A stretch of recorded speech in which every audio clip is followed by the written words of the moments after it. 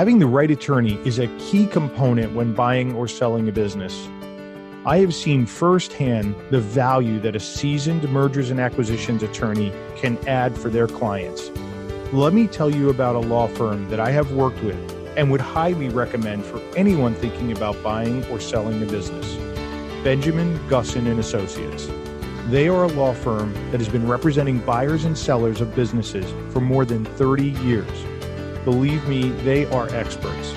Not just experts in business transactions, but also real estate and tax guidance, which are both often required when buying or selling a business.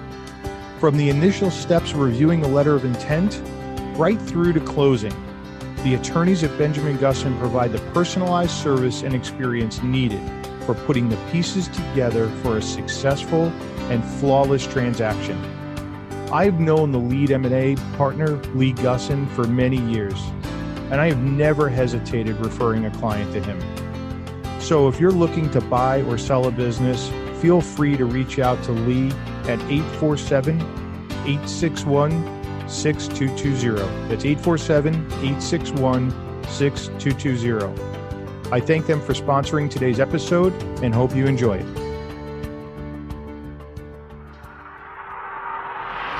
Looking to buy, sell, or grow your business to position it for a sale? As the owner and managing partner of Sun Acquisitions, Dominic Rinaldi has personally been involved in over 300 M&A transactions. He has seen and done it all, consulting with large and small businesses across a broad range of industries. On M&A Unplugged, he'll interview buyers, sellers, and their advisors about their experiences scaling, selling, and acquiring businesses. On every episode, you will get key learnings, but most importantly, you will be better prepared for your own acquisition or sale. This is M&A Unplugged with your host, Dominic Rinaldi. After decades of working with privately held companies, the one functional area that I see many owners struggle with is sales and marketing. For some reason, many privately held companies have difficulty recruiting, trading, motivating, and managing a sales and marketing function. Too often, I see the owners of a business being the primary sales and marketing resource. That is one sure way to decrease the value of your business. Our guest today is one of only a few master certified coaches in the world. Tom Kelly, the owner of Potential in Motion, is an expert in his field and specializes in working with owners, entrepreneurs, executives, and salespeople on many aspects of running and operating a successful business. Tom has successfully coached thousands of owners and executives spanning an 18-year career. I'm really looking forward to Tom sharing some of his invaluable insights on how to build a stellar sales and marketing function. Tom, welcome to M&A Unplugged. Dominic, thanks for having me. I'm excited to be here. Yeah, so Tom, for the M&A Unplugged community, maybe provide a little bit more background on yourself and the things you've done. I mean, you've got just such a background and experience of working with business owners and executives. So fill in some of the blanks, please. Oh, of course. As you mentioned, I've been a coach now for 18 years. Prior to starting my coaching business in 2002, I spent the first 10 years of my career in various sales and marketing positions. I started out as an outside salesperson selling construction products. I was a national accounts manager for a while, ran a division of a company for a couple of years. And finally, my last quote unquote real job before I started my own business was director of business development, running a 52-person sales team in the tech space. So I have a lot of sales and marketing background. And, what happened actually in 2002, beginning of 2002, right after September 11th, as you know, the dot-com bubble had burst.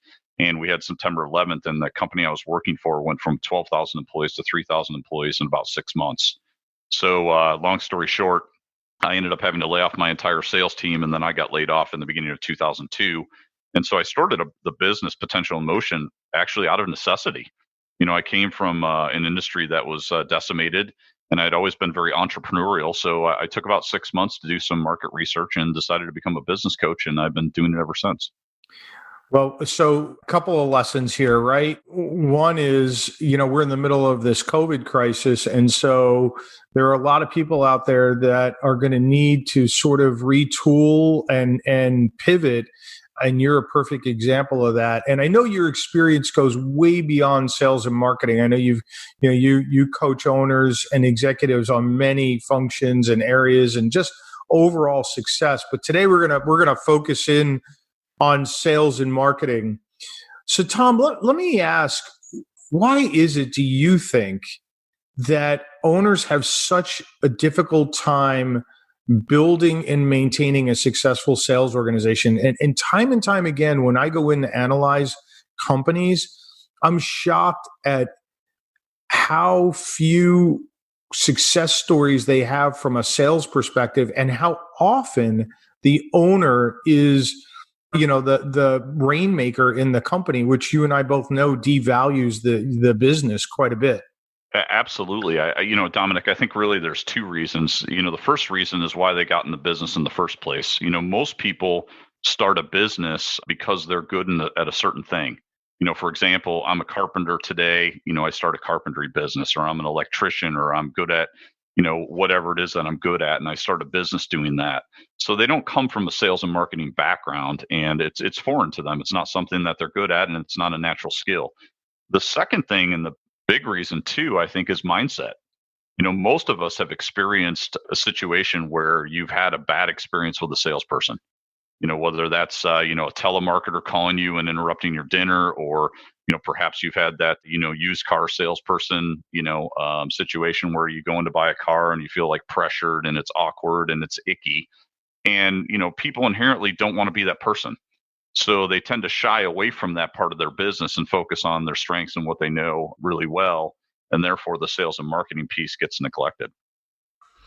Yeah, it makes perfect sense. I mean, we'll even see owners who had started with the business very young and over many years actually came to own the business. They bought the owner out, but they spent no time in sales and marketing. And so they had a specific functional expertise, but no sales and marketing.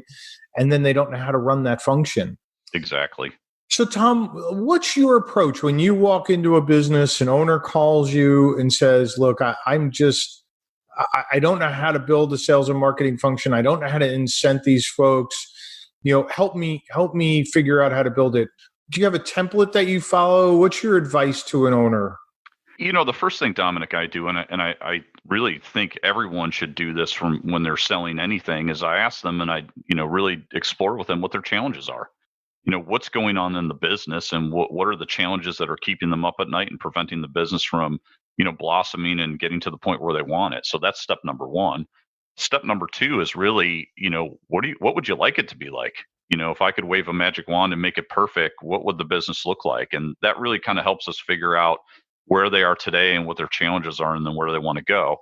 And depending on those two, answers, really helps me understand what some of the issues are in the business.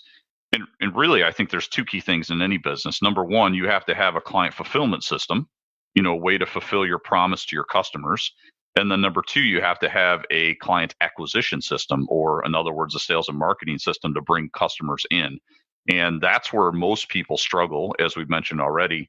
And that's usually where I kind of drill down and help them with that. And so I'm certain that the word system is operative here in this conversation, right? You don't use that word lightly. No, absolutely. And I think it's important, because if you don't have a system on both sides of the equation, if you don't have a client acquisition system, then you're not going to get predictable results from your sales and marketing. And if you don't have a client fulfillment system, you're not going to get consistent results when it comes to delivering your promise to the customer. And the number one thing that I see that destroys a business is inconsistency.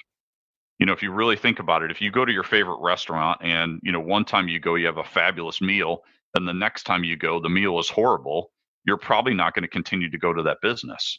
So consistency is really important. And the businesses that get that right, even if they're not operating at the highest level, will continue to grow their business.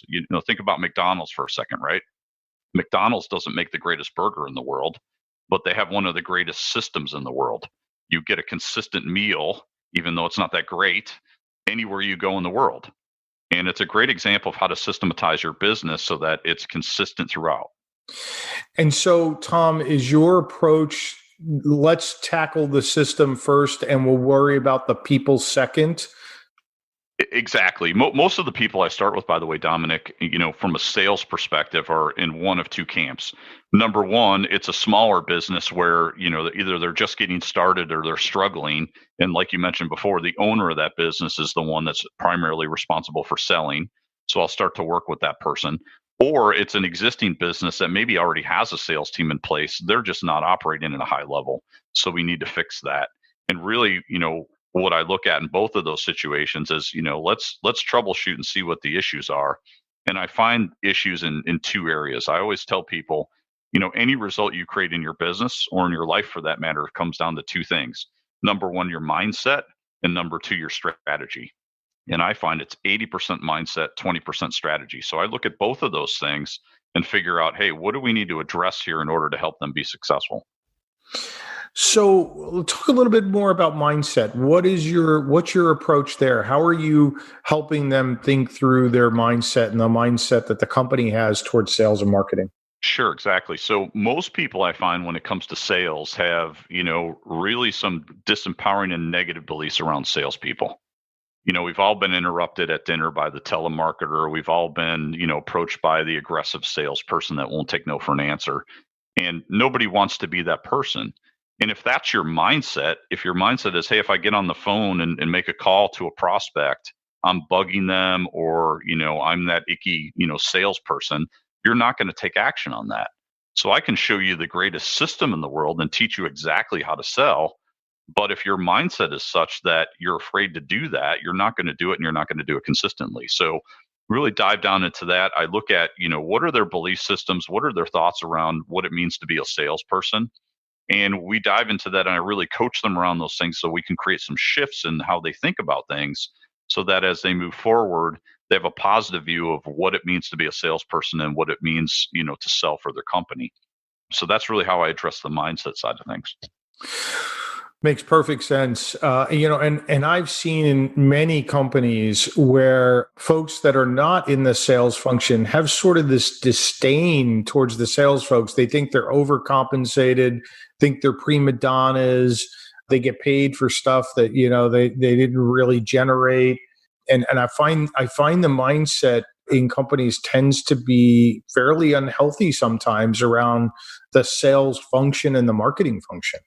Absolutely. There tends to be tension between, the two sides of the wall, so to speak, right? On the one side, you have the salesperson who's the outward focusing, client focused person. Then internally, you have all the operations people and the people that are delivering that promise to the customer.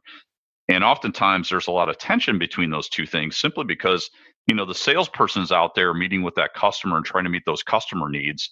And then those internal people, they have to, step up and deliver whatever the promises that the salesperson made. So oftentimes what happens, there's a lot of tension there. And especially when, your operations people and your internal people don't understand sales, and they also are disconnected from what the customer needs are and the customer demands. They don't understand that. So they're a little bit off put by some of the things that the salesperson, needs them to deliver on. And, that can create a lot of tension. Without a doubt. So let's back up a bit, Tom, and you started to talk about a system. So what is your approach to helping an owner look at and build a successful sales and marketing system? Mm-hmm. Really from a sales perspective, I say there's a 4-step process that I like to teach people. Whether you're brand new to sales and you've never sold anything before, or you're an experienced veteran salesperson, I think there's 4 key things that you really need to focus on, when you're trying to sell someone something. And really, I think, first of all, it's a mindset shift, right? I don't look at sales in the traditional way of most people thinking of salespeople. I look at a salesperson more as a consultant. And the salesperson's job is to really understand, is there an opportunity with this customer? And the way we determine that is, what are the customer's challenges? And do I have a solution that can meet those challenges and help them solve that problem?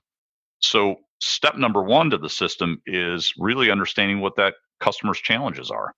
So, for example, if I'm talking to someone about, their business and around coaching, I'll ask them a question, what is your biggest business challenge? And what that does is it opens up a conversation about what those things are that they're challenged with, what they're struggling with in their business. And I'll explore that in a deep and meaningful way. to really understand what the pain points are and what the challenges are. So that's step number one. Step number two is the opposite of that. What would you like it to be like? In a perfect world, if we were able to solve all these challenges, what would that end state look like? What is the outcome that you're trying to generate? And really, digging into that in a deep level and understanding what it is that they want. Number three is really the key, I think, to sales, and that's what's preventing you from having that. I like to call it the problem under the problem.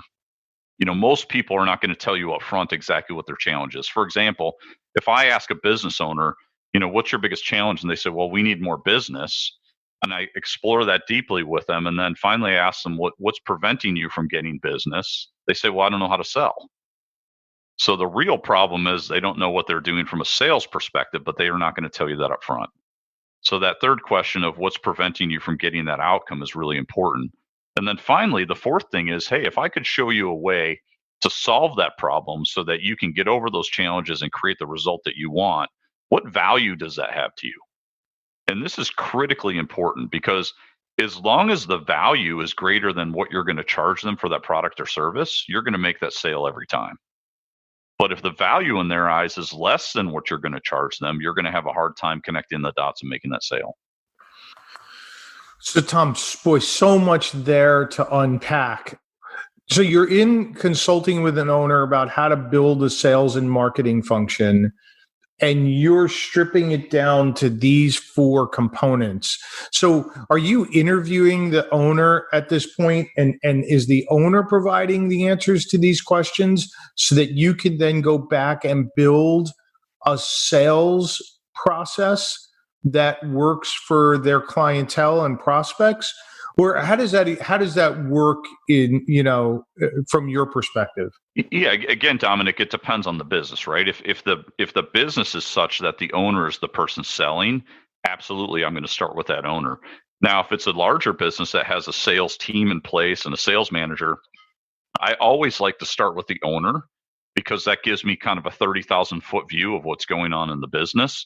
But then from there, I'm going to want to talk to that sales manager, and I'm also going to want to talk to the salespeople and get a good understanding of kind of where they're at with things and what their thought process is. So I sort of get a 360-degree view of what the challenges are and what the problems are. Also, sometimes what I will do is I will use some assessment tools that I have that will give me some black and white detail as far as what the skills are of the salespeople and the sales manager to give me an even deeper view of what some of the challenges are and what those issues are before I move forward. Yeah, let's come back and talk about the assessment tools, but let's stick on these four components for a second. So is there ever a time where you would also maybe on behalf of the company interview clients and prospects? Oh, absolutely. I'm going to do whatever it takes and whatever I need to from a coaching perspective to understand what the challenge and what the problem is, right? So talking to customers is going to give me that additional viewpoint of that outside world and what their experience is like going through that process. And that's, can be tremendously important. Yeah. And it also validates, does the company really have their finger on the pulse of their clients and their prospects, right? Or are they more in a, we wish our clients and prospects wanted this and that versus this is what they really want? Well, exactly, right. I always tell my clients that, you've got to get clear about where you are at today. You don't want to make it worse than it is. You don't want to make it better than it is. But where are we at right now today? And sometimes there's a huge disconnect there. Yeah. The leader of the company or even the sales manager, salespeople think they're doing something and it's working really well. And when you go talk to the customers, they're giving you a completely different story. Yeah, makes perfect sense. So, Tom, is the outcome of these four areas, is it some sort of process tool or system that you then can deliver back to the owner so that they actually have the process and the system to follow and to train and recruit the right salespeople with? Is that what happens from this? In a simple format, absolutely. And just to be clear here, as a coach, I don't do that work. I, coach them on that and make them do the work, which I think is even more powerful because they're having to build that themselves versus me building it and giving it to them. Mm-hmm. And I think when you have someone else do the work, they have more vested interest in making that successful. So I work with them and kind of coach and consult them on how to build that system so that once they have that system, a couple things happen. Number one, when they hire salespeople, they know exactly what they're looking for because they know what their system is and who's going to thrive in that system. So it really helps from the hiring perspective. The second thing, when you're onboarding that salesperson, now you have something to train them to. And also you have metrics. So for example, if you have a sales force of 10 people and you've been running the system and tracking the results for a year, you know exactly what an average salesperson is doing in your system. So we can do a couple things with that. Number one, now I can benchmark the salespeople against that. Hey, are you below average, above average, or right in the middle? And what kind of results are you getting? And then number two, I can help them optimize that system by looking at each step of the process, and we can keep tweaking that until it gets better and better and we get better outputs at the other end. Yeah, that makes great sense. I mean, the ability to track key performance indicators and against an average makes a ton of sense. So, Tom, you had mentioned assessment tools, and I know that we've worked with you in the past on some of this stuff. And even in former lives, I've done a fair number of assessment tools. Let's talk a little bit about that and the role that they play in maybe selection and training and all of those other areas. Absolutely. I think it's, assessments. I always recommend to my clients that at the end of their, interview process, they use some type of an assessment to get a real black and white view of what they're hiring and who they're hiring. And this is so important, especially for salespeople. Because most salespeople, if they're even halfway good at what they do, can sell you on the fact that they can do the job. So, they're going to tell you how great they are. They're going to tell you they can get results. The assessment's going to really tell you what their skills and talents are and can they actually do what they say they're going to do. So when you hire someone, you want to make sure that, maybe you interview 10 people and you narrow it down to 2 or 3, and you use the assessment to kind of screen out as that final cut who's going to be the best fit. The other thing that's really important if you have a sales team is I can benchmark your best salespeople using an assessment tool. And then when you interview, we can compare the people you're interviewing to the cream of the crop on your team to see how they match up. And it'll tell you exactly, who you're hiring and what you're hiring from a skill perspective. The other thing it does is it gives you, sort of a document on how to coach them. So you know exactly where their strengths are and where their opportunities are. And as you onboard them, you can work with them as a sales manager or as a business owner in those areas that they need some help to, constantly improve their skill sets. So you can use it from a hiring perspective right there. I also use them when I'm developing salespeople. So I can go in and do assessments on different salespeople within your organization and identify what their strengths and opportunities are, build a coaching plan and a development plan and coach them up in those areas that they need some help so that they're better at what they do. Yeah, these are all tremendous tools. And again, I mean, all in the spirit of every company needs a healthy pipeline of prospects and a good client base, and having a really, solid sales and marketing function matters. It will increase the value of your business dramatically if you as the owner do not have to, be in a sales role and you've got salespeople that can bring in business, take care of repeat clients, and do that sort of on autopilot, and you don't have to worry about it. Tom, let's dive into one other area. And I don't know how much you get into this, but I find a big disconnect as well in the area of compensation.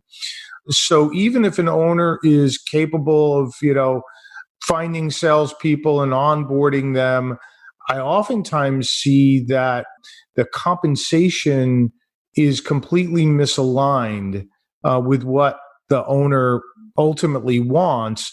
And they're constantly having to tweak and play with the compensation. And as you and I both know, one sure way to demotivate your salespeople and create turnover is tweak their compensation. Oh, absolutely.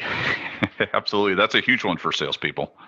Yeah. And so, Tom, what's your approach there with owners? Do you delve into the area of compensation and helping them understand what the right compensation package would be and mix between base and bonus or commission and how those should be structured? It's critical, Dominic, because as you said, the biggest motivator for a salesperson is to win, is to compete. And the way they measure their success is by how much money they're making.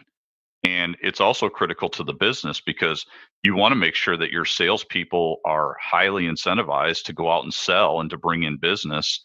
At the same time, you don't want to overpay them or put yourself in a situation where they're bringing in more and more business and you're losing more and more money. So you've got to make sure that you're, adjusting your compensation and it's in the right ballpark there from that perspective. Also, too, you really need to look at what is the behavior you want to incentivize. What are the key metrics that you want them to focus on? And then number two, what type of salesperson are you talking about? Is that, I really kind of put, salespeople into two categories. Number one is the hunter type salesperson. Hunter type salesperson is the person that, is really good at going out and getting new business. They're able to network and develop new leads, turn those new leads into business. And, those types of salespeople are worth their weight in gold. The second type is your farmer type salesperson. This is a salesperson that's really good at building relationships with your existing customer base and growing those relationships by cross-selling them and upselling them and making sure that you retain those customers. And oftentimes, you want to incentivize those salespeople in different ways because they're driven by different things. Typically, your hunter type salesperson is going to be on commission and, they're going to eat what they kill, so to speak. And they're really driven by being able to make a lot of money based on the results that they create. And your farmer type salespeople are more, steady in their approach, and they're usually better compensated on a base plus bonus type situation because they're a little bit more cautious from the standpoint of, wanting that job security and wanting that steady base. And you want those people on your team as well. So you need a good mix of both of those types of salespeople. Yeah, makes perfect sense. And I know you and I are oversimplifying here because there's so many different shades of compensation, and getting the right mix can be hard. But these constructs, I think, are very helpful. And then you have to tweak it to make it, work for your individual business. Absolutely. And, even, what's interesting too, is I work with a lot of my clients on their sales process. And I find that a lot of times what happens is in their sales process, a lot of the cost of selling is at the beginning of the process. So in other words, they're, showcasing and maybe demonstrating a lot of their products, or maybe even doing, designs for somebody or showing what they can deliver in the front end of the process, which is costing them a lot of money. And what I do is I come in and show them how to push that off to the back end of the process after they made the sale, so that their sales system does not cost them so much money, and that they can get the customer and start generating revenue before they're having to outlay those costs, which is also important. Yeah. Yeah. So Tom, as we look to wrap up here, let me ask you, what overarching thoughts would you provide to owners of businesses, or even buyers who are looking to buy a business and analyzing the sales and marketing function of that target business or looking to acquire? What advice would you offer to folks? Well, two things. First of all, if you're a business owner, again, remember, there's two key systems you need to have. You need to have a client acquisition system, the sales and marketing, so you can bring in customers, and you need to have a client fulfillment system. And those two things need to work in conjunction. If you're bringing in all these clients, but you can't service that business, you're going to damage your brand in the marketplace. And if you don't have enough sales, you're not going to be able to survive. So it's really the lifeblood of your company. So as you mentioned before, if you want to add more value to your business and you want to grow your business, you have to nail the sales piece. Now, if you're buying a business, there's great opportunities out there right now when you look at a business and you say, hey, this is a business that has a great product and they have a great operation system, but maybe they're not where they need to be from a sales perspective.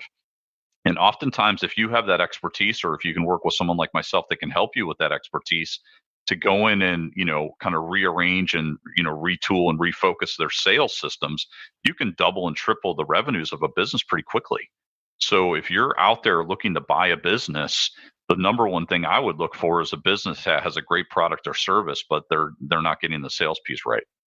Yeah, because if you've got that skill set, man, you can really put that business on steroids.